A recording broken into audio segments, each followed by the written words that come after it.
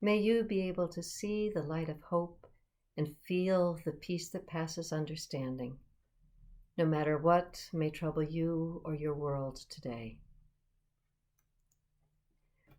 2 verses after cautioning the Galatians against allowing their freedom to shift towards selfish impulses, the letter alerts us to the danger of pitting some people against others.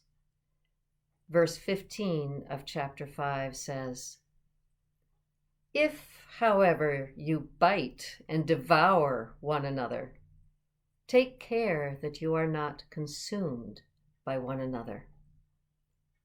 This is the word of the Lord. And here are my own thoughts. I don't expect everyone to agree with them, and that's okay. I do hope that everyone will listen through to the end and give me your comments. Bite and devour.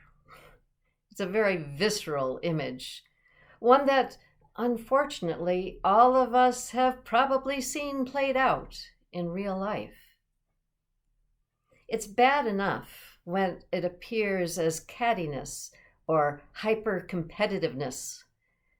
Those can be nasty, but at least those are out in the open, where they can be seen, critiqued, and hopefully halted before too much damage is done, before antagonists are consumed by one another.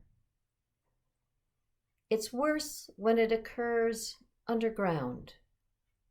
Conflict can eat away at the core of an organization or institution like acid. The petty arguments of a stage 1 conflict can grow into a stage 5 no-holds-barred attack on the other side that no longer cares if both are destroyed in the process. Conflict always starts as bites that barely break the skin, but unchecked, 2 sides can end up consuming one another. Conflict can be hardest to see and most difficult to correct at the systemic level. Biting and devouring can be as devious and subtle as microaggressions. It can be as damaging to relationships and even to life itself as police brutality.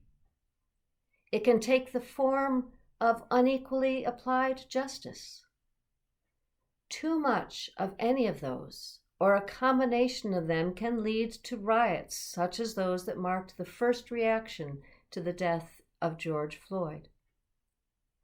There, the end result was militarized police lined up against protesters that were sometimes peaceful, sometimes out past curfew, and sometimes overwhelmed by a minority who were most interested in vandalism and looting. Police got hurt, civilians got hurt, more than one person lost their life. We need to stop the biting and devouring. We need to find a better way. So be it. Today's reminder of divine unity is a quote from Mechilde of Magdeburg's The Flowing Light of the Godhead. Each person has a complete nature in the Holy Trinity, and God fashioned it with his own divine hands.